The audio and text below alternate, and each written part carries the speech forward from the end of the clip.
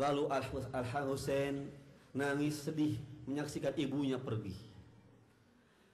Az-Zahra alaihissalam pergi, lalu Ali bin Abi Thalib alaihissalam merawat Al-Husain.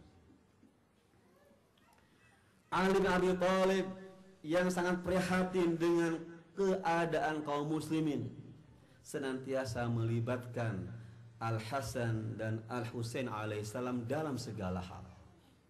Dalam peperangan ketika berkuasa, Al-Husain dilibatkan dalam perang Jamal, dalam perang Siffin, dalam perang Nahrawan atau Harurah. Al-Hasan Al-Husain alaihi wassalam senantiasa mendampingi ayahnya. Dan Al-Imam Ali bin Abi Thalib sangat sayang kepada Al-Husain. Ali merasa bahwa Al-Husain adalah titipan dari Rasulullah.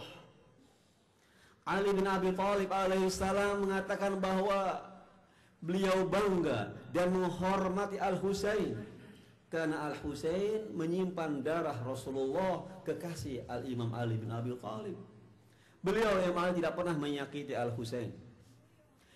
Saling sayang menyayangi antara ayah dan anak begitu mesra sekali.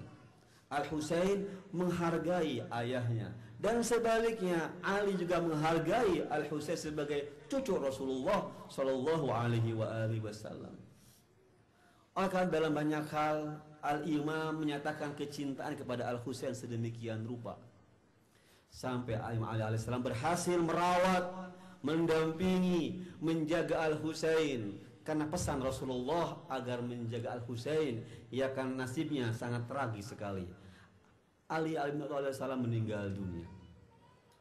Tinggal Al-Hasan. Al-Hasan adalah abang atau kakak Al-Husain alaihi wassalam. Al-Hasan sayang kepada adiknya. Dua saudara yang sangat cocok harmonis, saling mencintai, saling menyayangi, saling menghargai, dan saling menghormati. Dua saudara yang sangat akrab luar biasa. Mungkin saya tidak punya waktu untuk menjelaskan bagaimana hubungan dua orang ini bercanda bersama-sama. Waktu kecilnya mungkin berantem bersama-sama, main bersama-sama di depan Rasulullah. Luar biasa harmonisnya antara Hasan dan Husain alaihi wassalam. Al-Hasan ketika menjadi khalifah menyayangi Al-Husain. Al-Husain menyayangi Al-Hasan. Ikhwan akhwat sekalian, Al-Hasan dengan sedih melihat umat Islam begitu jauh. Al-Hasan akhirnya diracun oleh Ja'dah.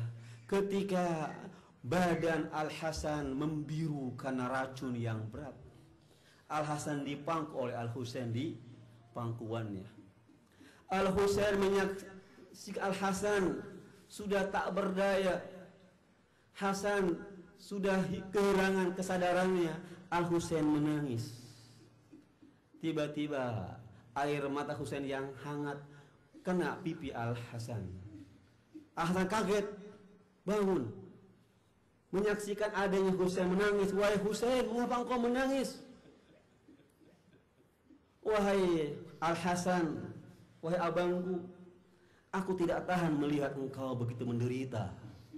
Engkau membiru, engkau lumpuh sekarang ini. Aku sedihkan engkau wahai Al-Hasan. Kata Al-Hasan, tidak wahai Husain. Ingatkah engkau wahai adikku Husain? Rasulullah bahagia ketika beliau meninggal dunia. Beliau di pangkuan Ali bin Abi Thalib. Beruntunglah Rasulullah meninggal, menghembuskan nafas terakhir di pangkuan Rasulullah. Sebuah kebahagiaan dan kenikmatan yang luar biasa. Wahai adikku Husain, ingatkah ketika ibu kami, ibu kita Fatimah Zahra meninggal dunia, menghembuskan nafas terakhir, di manakah ibunda kita? Dia di pangkuan ayah kita Ali bin Abi Thalib. Dia bahagia meninggal, menghembuskan nafasnya di pangkuan Ali bin Abi Thalib. Wahai Al-Husain, ingatkah ketika ayah kita Ali bin Abi Thalib meninggal dunia, ketika pedang musuh Allah mengenai lehernya, Ali meninggal di pangkuan aku. Dia bahagia.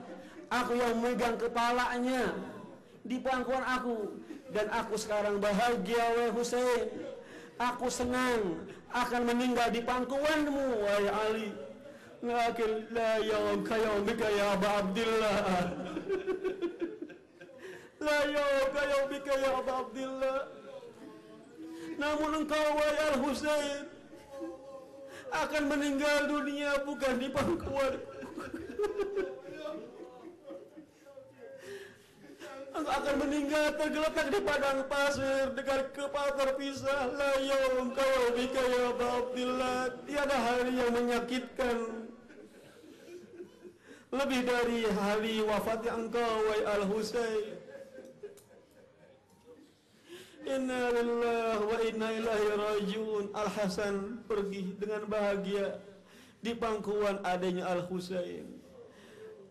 Tinggal Al-Husain sendirian sebagai hamis ahli kisah yang kelima. Al-Husain tidak sendirian juga, masih ada Zainab alaihissalam. Zainab macan Karbala, Sri Kandi Karbala. Dia berfungsi sebagai ibu bagi Al-Husain. Zainab merawat abangnya yang terakhir. Zainab sadar inilah ahli kisah yang terakhir. Zainab merawat, mendampingi, membela adik kakaknya Al-Husain alaihissalam. Zainab cemas, dia takut ketinggalan kakaknya yang terakhir dari ahlu kisah. Karbala terjadi ketika satu persatu putra-putri Ahlul Bait terbunuh. Ali Akbar, Ali Asghar, dan lain-lainnya berguguran di padang Karbala. Tinggal Husain sendirian. Tanggal 10 Muharram, Al-Husain kembali ke kemah setelah membunuh puluhan musuh-musuh Allah. Kembali ke kemah minta air karena kehausan. Ternyata di kemah tidak ada air. Al-Husain pamit kepada Zainab dengan berat dan sedih akan meninggalkan adiknya. Zainab pun berat dan sedih melepaskan kakaknya. Namun inilah kehendak Allah Subhanahu wa ta'ala. Al-Husain berangkat meninggalkan kemah. Beberapa langkah dari kemahnya, Zainab manggil, wahai Al-Husain, tunggu sebentar. Tunggu sebentar. Al-Husain menoleh. Apa wahai Zainab? Zainab lari menghampiri Al-Husain. Ada apa wahai adikku sayang? Kata Zainab, bukalah kancing dadamu wahai Al-Husain. Ada apa? Bukalah, tolong bukalah. Dibukalah kancing dada Al-Husain. Terlihatlah dada Al-Husain yang bercahaya. Zainab langsung mencium dada Al-Husain sambil menangis dan mengatakan, ya Allah, saksikanlah, aku telah melaksanakan pesan ibuku Fatimah Zahra alaihissalam. Dia berpesan kepadaku, wahai Zainab, sebelum engkau ditinggal Al-Husain, ciumlah dada Al-Husain. Engkau mewakili aku sebagai ibunya. Zainab mencium dada Al-Husain, melaksanakan pesan dari ibunya Fatimah Zahra alaihissalam. Itulah dada yang sering dicium oleh Rasulullah sallallahu alaihi wasallam. Itulah Zainab merawat. Ikhwan sekalian, sebagai akhir dari ini, inilah malam ke-7, malam Abul Fadl Abbas radhiyallahu anhu wa alaihi salam. Abu Fadl Abbas adalah saudara Al-Husain dari ibu yang lain, bukan saudara kandung. Abu Fadl Abbas memang telah disiapkan oleh Ali bin Abi Thalib. Imam Ali ketika Fatimah Zahra alaihissalam meninggal dunia, minta kepada Aqil, saudaranya, carilah seorang perempuan dari kabilah pemberani. Carilah seorang perempuan dari kabilah pemberani. Akhirnya Aqil menunjukkan seorang perempuan.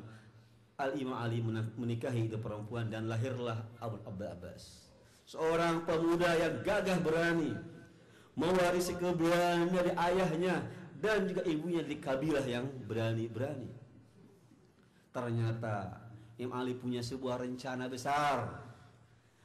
Mengapa dia mencari seorang wanita pemberani agar bisa melahirkan seorang pahlawan yang siap membela Al-Husain di Karbala?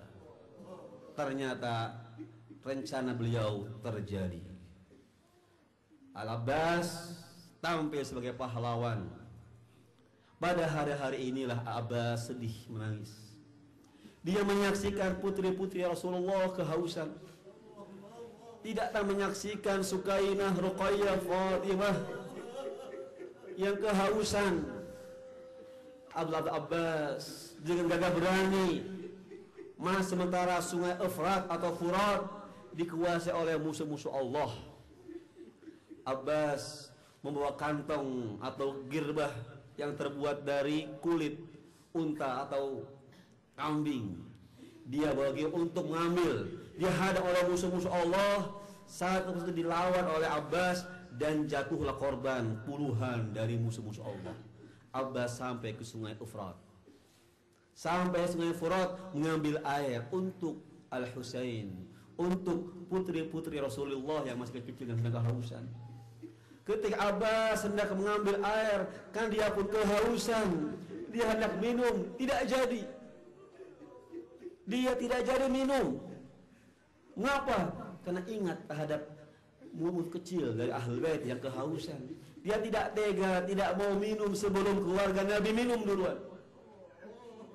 Abbas mengambil air sebanyak mungkin dalam kirbah, dalam kantong terbuat dari kulit binatang. Ketika Abbas berbalik, terjadi ada serangan dari musuh-musuh Allah. Abbas hadapi persatu. Tiba-tiba melesatlah panah mengenai dahi Abbas. Lalu Abbas mulai kehilangan keseimbangan, dikepung. Tangan kanannya dipukul oleh pedang, putus tangan kanannya. Kirbah diambil dengan tangan kirinya. Tangan kirinya pun juga diserang oleh musuh Allah dan terputuslah. Abbas melihat kantong yang berisi air bertumpah jatuh.